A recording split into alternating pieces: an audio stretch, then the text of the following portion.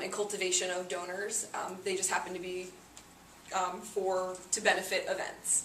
So I think that you can really, if you can focus on building individual relationships and kind of getting down, like your pitch, and like we were talking about what you do for the young professionals, it's really how you're going to sell what the cause is, get people passionate and behind what you're doing as a development person.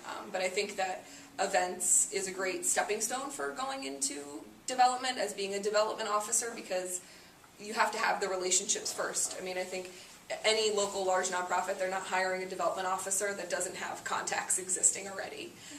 We have these two huge fundraising galas in the spring, and so those each have volunteer event committees, and those are usually made up of donors.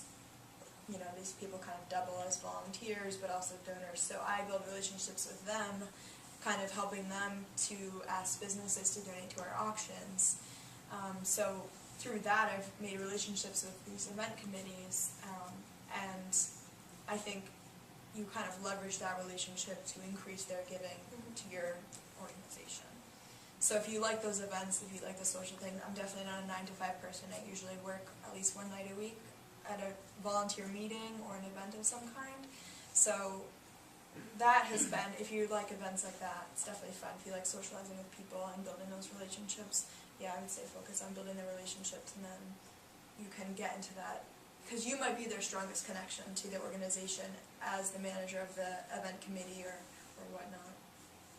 Field-wise, I think that people are pretty supportive and are willing to mentor you, and I think if you go to your boss, or if you go to a development officer and say, hey, I'm really interested in this, would you be willing to sit down with me and talk about it?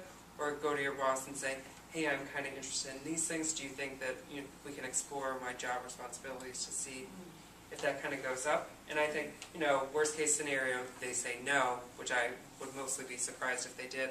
But, I mean, if that's the situation, then I think that there are also places that you can go to volunteer time. So if I ever wanted, as a prospect researcher, to go into development, and I couldn't really do that at Harvard, I feel like I could come to Northeastern and say, hey, I have development experience doing this, but I'd be happy to volunteer a certain amount of time to doing, maybe not frontline, but something more closely related to it. I think that you would find that people were pretty open and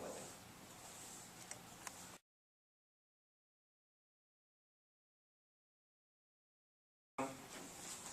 I actually think they're pretty different personalities. I think that people who are frontline, they enjoy dealing with people, especially people who are passionate.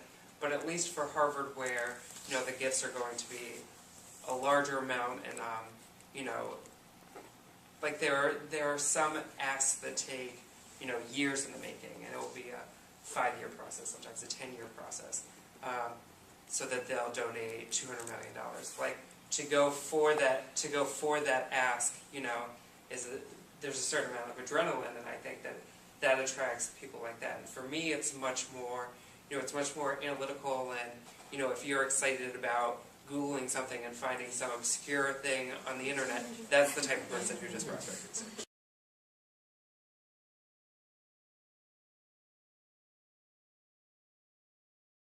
It's through the College of Professional Studies. It's a Master's of Science in Nonprofit Management, so it sort of mixes some classes that are considered nonprofit management classes, which are basically business classes, but they're specific to nonprofits. So they're like financial management for nonprofits,